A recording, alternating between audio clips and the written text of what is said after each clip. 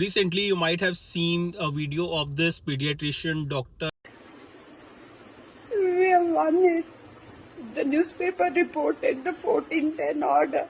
who got emotional while telling about her win in a long legal battle against those brands who marketed their drinks, their products as ORS, which were not actually the WHO recommended ORS formula, but their brand name was misleading and it created the confusion among patients and consumers so far. It's very fortunate that finally the doctor had won the case.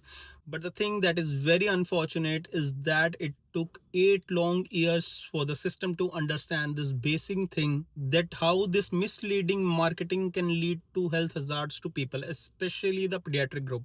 It was necessary because whenever the doctor prescribed ORS or patient had taken it themselves for dehydration, it didn't yielded the same effects as expected from ORS, which was leading to improper management of these diseases, especially diarrheal diseases, and might have turned fatal due to complications like electrolyte imbalance. Such drinks and products are just one paragraph of that big story. Market is full of such products being recklessly sold in name of dietary or food supplements. From heaps of multivitamins, multiminerals, isolates to substandard dietary supplements, that every unstudied formula, random combinations are being sold with exaggerated claims without any fear. और फिर हम बात करते हैं quality control की, pharmaco vigilance की और इसके एनफोर्समेंट की। और फिर हम बात करते हैं कैसे एडल्ट्रेटेड टॉक्सिक कफ सिरप से कितने मासूम बच्चों की जान चली जाती है। अब कसूरवार कौन है? हम कसूर निकालेंगे सिस्टम का। तो सिस्टम कौन बनाता है? We people are in medicine.